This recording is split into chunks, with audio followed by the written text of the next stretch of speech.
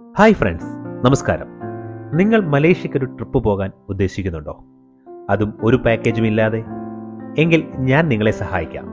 ഒരു പാക്കേജും ഇല്ലാതെ മലേഷ്യയിൽ പോയതിൻ്റെ എക്സ്പീരിയൻസിൻ്റെ അടിസ്ഥാനത്തിലാണ് ഈ വീഡിയോ തയ്യാറാക്കുന്നത്. ഡീറ്റെയിൽഡ് വീഡിയോ ആയതിനാൽ പാർട്ടായിട്ടായിരിക്കും വീഡിയോ അപ്ലോഡ് ചെയ്യുന്നത്. എല്ലാം മറക്കാതെ കാണണേ. അപ്പോൾ നമുക്ക് തുടങ്ങാം. Welcome to our channel. 1. മലേഷ്യയിലേക്ക് പോകാൻ പറ്റിയ ഏറ്റവും നല്ല സമയം ഏതാണെന്നുള്ളതാണ് പ്രധാനപ്പെട്ട ചോദ്യം. ഉത്തരം മാർച്ച് മുതൽ ഒക്ടോബർ വരെയാണ് ഏറ്റവും നല്ല സമയം. രണ്ടാമത്തെ ചോദ്യം, എത്ര ഡേ വേണം ഏകദേശം മലേഷ്യ കണ്ടുവരാനായിട്ട്? സാധാരണ എല്ലാവരും മലേഷ്യയിൽ കാണാൻ പോകുന്ന പ്രധാനപ്പെട്ട ഡെസ്റ്റിനേഷൻ എന്ന് പറയുന്നത് മലേഷ്യയുടെ ക്യാപിറ്റൽ സിറ്റിയായ കൊലാലംപൂറാണ്. സാധാരണ നമ്മുടെ നാട്ടിൽ നിന്ന് പാക്കേജ് വഴി കൊണ്ടുപോകുന്നതും ഈ സ്ഥലത്തേക്ക് തന്നെയാണ്.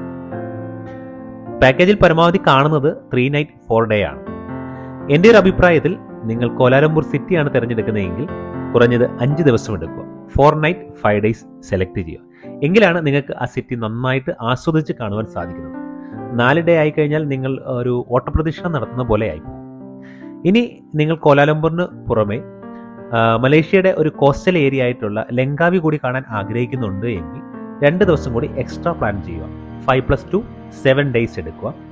അതല്ല, അതിലൂടെ പെനാങ് എന്ന് പറയുന്ന വേറൊരു ഏരിയ കൂടെ ഉണ്ട്, അതും കൂടി ചൂസ് ചെയ്യുകയാണെങ്കിൽ വീണ്ടും 2 ദിവസം എടുക്കുക. അങ്ങനെ 7+2 9. അപ്പോൾ Kuala Lumpur city plus Langkawi plus Penang ഇതെല്ലാം കൂടെ നിങ്ങൾ തിരഞ്ഞെടുക്കുകയാണെങ്കിൽ ഏകദേശം 9 ദിവസം കൊണ്ട് നിങ്ങൾക്ക് നന്നായിട്ട് ഏകദേശം മലേഷ്യ കവർ ചെയ്ത് വരാൻ സാധിക്കും. എങ്കിലും ഇതിനകത്ത് ചിലപ്പോൾ വ്യത്യസ്തമായ അഭിപ്രായങ്ങളും ഉണ്ടാകാം. 5 ദിവസം കൊണ്ട് കാണാം, 6 ദിവസം കൊണ്ട് കാണാമെന്നൊക്കെ ഉണ്ടാവും. ഞാൻ എൻ്റെ ഒരു എക്സ്പീരിയൻസിൻ്റെ അടിസ്ഥാനത്തിലാണ് ഈ പറഞ്ഞത്. ഓക്കെ, ഇനി മലേഷ്യയിൽ പോകണമെങ്കിൽ എന്തെല്ലാം ഡോക്യുമെന്റ്സ് വേണം? പ്രധാനപ്പെട്ട 4 ഡോക്യുമെന്റ്സ് ഉണ്ടെങ്കിൽ നിങ്ങൾക്ക് ഒരു ഏജൻസിയുടെയും സഹായമില്ലാതെ നേരിട്ട് മലേഷ്യയിൽ ഇറങ്ങുവാൻ സാധിക്കും. എന്തൊക്കെയാണ് നോക്കാം. 1. Passport. 2. Flight ticket. 3. Accommodation details. 4. Malaysian digital arrival card.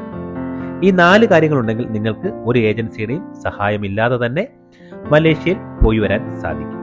ഇനി ഓരോ ഡോക്യുമെന്റിനെ കുറിച്ചും ഡീറ്റെയിൽ ആയിട്ട് പറഞ്ഞുതരാം. 1. പാസ്പോർട്ട്. മലേഷ്യയിലേക്ക് പോകാൻ 6 മാസം വാലിഡിറ്റിയുള്ള ഒരു പാസ്പോർട്ട് വേണം. കുറച്ചു പേർക്കെങ്കിലും സംശയമുണ്ടാകാം, എന്താണ് ഈ 6 മാസത്തെ വാലിഡിറ്റി എന്നതുകൊണ്ട് ഉദ്ദേശിക്കുന്നത്. നിങ്ങളുടെ പാസ്പോർട്ട് എടുത്ത് ഫോട്ടോ ഉള്ള പേജ് നോക്കിയാൽ റൈറ്റ് സൈഡിൽ താഴെയായിട്ട് ഡേറ്റ് ഓഫ് എക്സ്പയറി എന്നുണ്ടാകും. നിങ്ങൾ യാത്ര പോകാൻ ഉദ്ദേശിക്കുന്ന ഡേറ്റും എക്സ്പയറി ഡേറ്റും തമ്മിൽ 6 മാസത്തിൽ കൂടുതൽ വ്യത്യാസമുണ്ടെങ്കിൽ ആ പാസ്പോർട്ട് ഓക്കെയാണ്, നിങ്ങൾക്ക് അത് ഉപയോഗിച്ച് യാത്ര ചെയ്യാം. എന്നാൽ കാലാവധി 6 മാസത്തിൽ താഴെയാണ് എങ്കിൽ ആ പാസ്പോർട്ട് റിന്യൂവൽ ചെയ്തതിനു ശേഷം മാത്രമേ നിങ്ങൾക്ക് ഉപയോഗിക്കാൻ സാധിക്കുകയുള്ളൂ. ഇനി പാസ്പോർട്ടുമായി ബന്ധപ്പെട്ട് മറ്റെന്തെങ്കിലും സംശയം ഉണ്ടെങ്കിൽ നിങ്ങൾ കമന്റ് ചെയ്യൂ. എനിക്കറിയാവുന്നതാണെങ്കിൽ ക്ലിയർ ചെയ്യാം, ഇല്ലെങ്കിൽ കണ്ടെത്തിയാലും നിങ്ങളുടെ ഡൗട്ട് ക്ലിയർ ചെയ്തു തരാം. ഇനി മലേഷ്യയിൽ പോകാനുള്ള സെക്കൻഡ് ഡോക്യുമെന്റ്, ഇത് up and down air ticket ആണ്. 2 സൈഡിലേക്കുമുള്ള ടിക്കറ്റ് ഇവിടുന്ന് തന്നെ ബുക്ക് ചെയ്ത് പോകണം. മലേഷ്യയിലെ എമിഗ്രേഷനിൽ ചെല്ലുമ്പോൾ ആദ്യം ചോദിക്കുന്നത് റിട്ടേൺ ടിക്കറ്റ് ആണ്. നിങ്ങൾ തിരിച്ചു പോകും എന്നുറപ്പിക്കുവാൻ വേണ്ടിയാണ്. മലേഷ്യയിലേക്കുള്ള ഫ്ലൈറ്റ് ഏതാണ് ഏറ്റവും ചീപ്പ് എന്ന് ചോദിച്ചാൽ എൻ്റെ ഉത്തരം എയർ ഏഷ്യയാണ്. അതുകൊണ്ട് തന്നെ ഞാൻ നിങ്ങൾക്ക് റെക്കമെൻഡ് ചെയ്യുന്നതും എയർ ഏഷ്യയാണ്. ഇനി എങ്ങനെ ബുക്ക് ചെയ്യാം എന്ന് ചോദിച്ചാൽ അതിനൊരു 2-3 ഓപ്ഷൻ പറയാം. 1. എയർ ഏഷ്യയുടെ ഒഫീഷ്യൽ വെബ്സൈറ്റ് ലോഗിൻ ചെയ്ത് നിങ്ങൾക്ക് സ്വന്തമായിട്ട് ടിക്കറ്റ് ബുക്ക് ചെയ്യാം. അതല്ലെങ്കിൽ രണ്ടാമത്തെ ഒരു രീതി എന്ന് പറയുന്നത് തേർഡ് പാർട്ടി ആപ്പ് ഉപയോഗിച്ച് ടിക്കറ്റ് ബുക്ക് ചെയ്യാം. അതിനായിട്ട് സ്കൈ സ്കാനർ, അഗോഡ, എക്സിഗോ, booking.com തുടങ്ങിയ നിരവധി തേർഡ് പാർട്ടി ആപ്പുകൾ നമുക്ക് ലഭിക്കുന്നുണ്ട്. അതിലൂടെ വളരെ സിമ്പിളായിട്ട് ടിക്കറ്റ് ബുക്ക് ചെയ്യാൻ സാധിക്കും. ഏറ്റവും കൂടുതൽ ആളുകൾ ബുക്ക് ചെയ്യാനായിട്ട് ഉപയോഗിക്കുന്ന ആപ്ലിക്കേഷൻ ഏതാണെന്ന് വെച്ചാൽ സ്കൈ സ്കാനർ ആണ്. ഇതിൽ ധാരാളം ഓഫറുകളും അതുപോലെ ബെസ്റ്റ് പ്രൈസുമാണ് ലഭിക്കുന്നത്. 1-2 മാസം മുന്നേ പ്ലാൻ ചെയ്ത് ബുക്ക് ചെയ്താൽ ഒരു 15,500 രൂപ മുതൽ ഒരു 18,000 രൂപയ്ക്കിടയിൽ അപ്പ് ആൻഡ് ഡൗൺ ടിക്കറ്റ് നിങ്ങൾക്ക് ലഭിക്കും. ഓരോ ദിവസവും റേറ്റ് വ്യത്യാസം ഉണ്ടാകും. അതുകൊണ്ട് നേരത്തെ ട്രിപ്പ് പ്ലാൻ ചെയ്താൽ ഓരോ ദിവസവും ചെക്ക് ചെയ്ത് നല്ല റേറ്റ് നോക്കി നിങ്ങൾക്ക് ബുക്ക് ചെയ്യാൻ സാധിക്കും.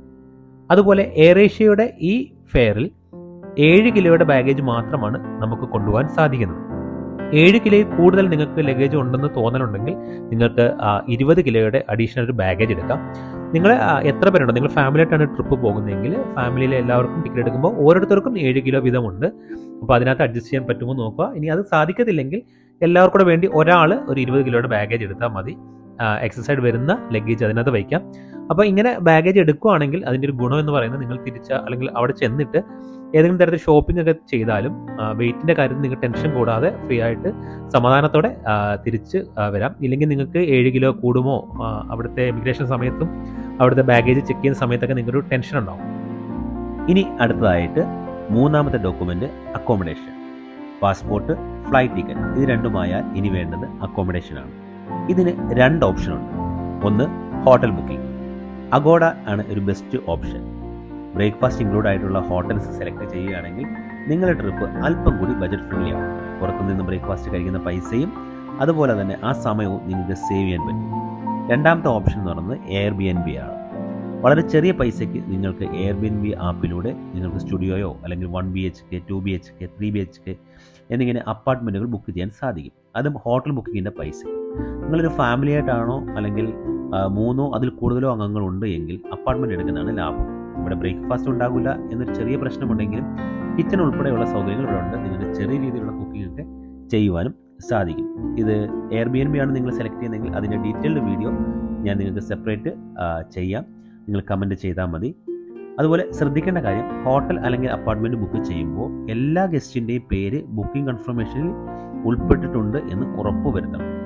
ഇത് മലേഷ്യയിലെ ഇമിഗ്രേഷൻ ചെല്ലുമ്പോൾ നിങ്ങൾ ഓരോരുത്തരായിട്ടായിരിക്കും ഇമിഗ്രേഷൻ കൗണ്ടറിൽ ചെല്ലുമ്പോൾ അവർ ബുക്കിങ്ങിൻ്റെ കൺഫർമേഷൻ ചോദിക്കുമ്പോൾ നിങ്ങളുടെ പേരില്ലെങ്കിൽ ചിലപ്പോൾ അവിടെ ഒരു ഇഷ്യൂ ആകാൻ സാധ്യതയുണ്ട്. അതുകൊണ്ട് എല്ലാവരുടെയും പേര് ലിസ്റ്റിലുണ്ട് എന്ന് ഉറപ്പ് വരുത്തുക. ഓക്കെ. ഇനി മലേഷ്യ പോകാനുള്ള 4ാമത്തെ കാര്യമാണ് മലേഷ്യൻ ഡിജിറ്റൽ അറൈവൽ കാർഡാണ്. ഇന്ത്യക്കാർക്ക് മലേഷ്യയിൽ പോകാൻ വിസ ആവശ്യമില്ലെന്ന് നിങ്ങൾക്ക് അറിയാമല്ലോ. പകരം മലേഷ്യൻ ഗവൺമെൻറ്റിൻ്റെ സൈറ്റിൽ Malaysian digital arrival card fill ചെയ്യണം. ഇതിൽ നമ്മുടെ ഡീറ്റെയിൽസ് ആണ് എൻ്റർ ചെയ്യേണ്ടത്. ഡീറ്റെയിൽസ് എൻ്റർ ചെയ്ത് സബ്മിറ്റ് ചെയ്യുമ്പോൾ ഒരു ഡോക്യുമെൻറ്റ് നമ്മുടെ മെയിലിലേക്ക് വരും. ഇത് പ്രിൻ്റ് എടുത്ത് കൊണ്ടുപോയാൽ മതി. ഇത് യാത്ര ചെയ്യുന്നതിന് ഒരു 3 ദിവസം മുൻപ് മുതൽ മാത്രമേ ചെയ്യുവാൻ സാധിക്കുകയുള്ളൂ. എങ്ങനെ ഇത് ഫിൽ ചെയ്യണമെന്നുള്ളത് സെപ്പറേറ്റ് വീഡിയോ ചെയ്യാം. ഇതിൽ തന്നെ ഉൾപ്പെടുത്തിയാൽ വീഡിയോ ഒരുപാട് ലെങ്തായി പോകുന്നത് കൊണ്ടാണ്.